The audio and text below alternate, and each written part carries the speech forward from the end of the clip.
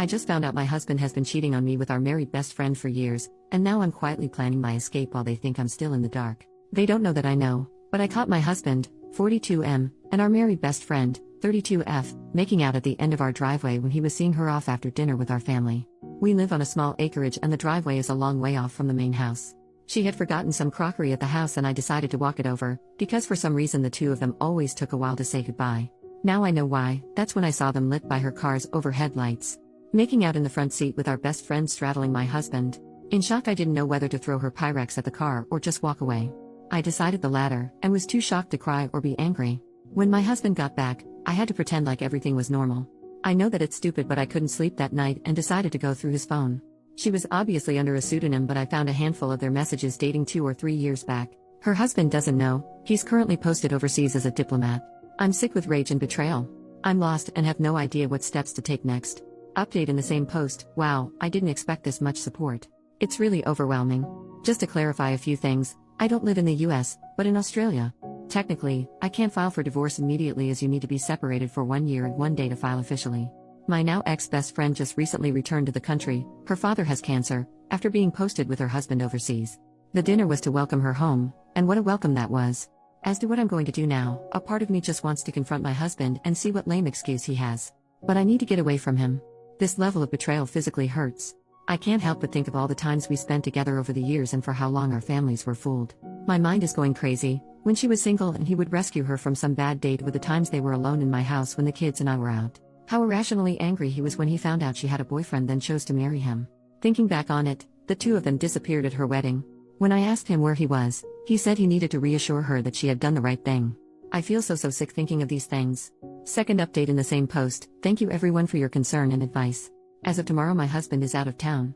I've tried really hard to act normal around my now ex-best friend, but it's proving difficult and I feel sick. I have been telling both of them that I've caught some terrible bug and just not feeling myself. While my husband is out of town for the next few days, my sister-in-law, who is the only other person who knows, my brother's wife, will help me pack important documents and store them somewhere my husband doesn't know about. I've organized for my kids to stay with them for a week while I sort my stuff out.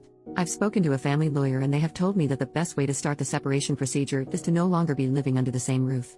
I'm very fortunate in that most of our assets are also in my name, and the land our house is on was gifted to us by my parents. I'm planning to kick him out after his trip. But before that, I want to catch them both in the act again. Have some hard proof, send it to the ex-friend's husband, and get the ball rolling for moving on with my life. I'll update with what happens after the confrontation. Final update in the same post. My husband came home 2 nights ago from his trip. While he was gone, I had organized a lot of the important documents, like financials, birth certificates, passports, anything that he could potentially use to try and get more than what he deserves. They are now safely stored and my kids have been staying with their aunt and uncle for the past few days. I had packed all my husband's things and he has been really good at keeping his tracks clean because there was no evidence of his affair within his stuff. I placed all his belongings in the garage ready for the confrontation with him. I was super nervous because I wasn't sure if I was making the right decision.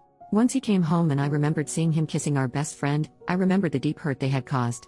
I was in our kitchen when he came home and he knew straight away something was wrong. During that week I had been distant and had barely answered his texts and screened his calls. I did answer every now and again and gave the kids a chance to speak to their dad.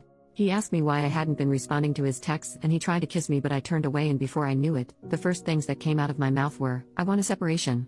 I have to admit that he didn't look very surprised when I said it. He nodded his head and said, "What do you know?" Which was just a punch in the gut, because I wanted him to deny it or say something like it was a one-off thing. I asked him to tell me everything, like when did it start? And he said they started about 10 years ago. At first it was flirtatious messaging and a sneaky kiss in the office when they briefly worked together, and the affair was on and off. She apparently always felt guilty, and her way out of that was to marry the next man that was interested in her and proposed. He admitted that they made love on her wedding day, and when he is out of town they meet. At this point I couldn't breathe and I was sobbing. I hated that the next words out of my mouth was, "Did you even ever love me?" He hesitated and said yes of course, but he was never in love with me the way he was with her. I cleared my throat and had said to him that he should tell her husband. There is no point hiding it anymore. I told him that all his stuff was in the garage and he can find somewhere else to stay. I let him know that I have spoken to a family lawyer, and I told him that when I feel ready, and only when I feel ready, will we see each other again and talk about the future arrangement with the kids. I said any further communication can be done through my sister-in-law or my brother. I told him he is allowed to see the kids but only at their place. I am of course wanting full custody of the children because it hurts too much to give him anything at this point. He agreed to all my points because he knew he was in the wrong. He tried to say sorry and then I absolutely lost my cool and screamed, "No freaking no way are you sorry. For 10 freaking years you have both deceived everyone we know. Please take your crap and leave and tell that woman you have been screwing for 10 years that I do not ever want to see her freaking face again." Certainly not my shining moment, but also a culmination of all the hurt and anger over the last few weeks that they have caused. I have no intention of talking to my ex-best friend or really to my soon-to-be ex-husband until I have had the time to grieve. New update, 1 year later. Thank you everyone who has been messaging over the last year to see how I'm going and asking for an update. It's been a crazy, painful year. But our divorce has been finalized, and I'm free. My ex-husband and my ex-best friend, as no surprise, are now in an actual relationship after the ex-best friend's husband found out about the affair. He divorced her, and since then we have met up for coffee to check in on each other and our mental health. He's been great sending encouraging messages, and he lives overseas and from his Facebook updates has started dating again. So I'm very happy for him. The legal and custody battles had been fairly stressful, but the ex-husband agreed to all my terms. The custody of the children was the only thing he really fought for. I have custody of the kids and he sees them on the weekends. The kids, including myself, have all been going to therapy separately. My ex-husband wants to see them more, and during school break the kids have the choice to stay with him or me. They have been good about it and stay with him for a week or so and then back to their mummy. Apart from necessary conversation, I steer away from my ex-husband and the ex-best friend. It still hurts so much and I understand that it will take some time to heal.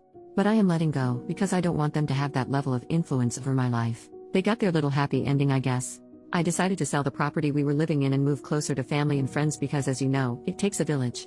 And I have been extremely grateful for the support I have received over the last year. I'm tearing up just as I'm writing this, knowing that I couldn't go through all of this without my loved ones. And for myself, I'm happy overall, still a work in progress but grateful for life. The kids and myself have been enjoying life, and when we have the time and the money, try and take little trips here and there so the traumatic events of the divorce doesn't linger and can be replaced by good memories. Memories where they spent road trips and adventures with their mum.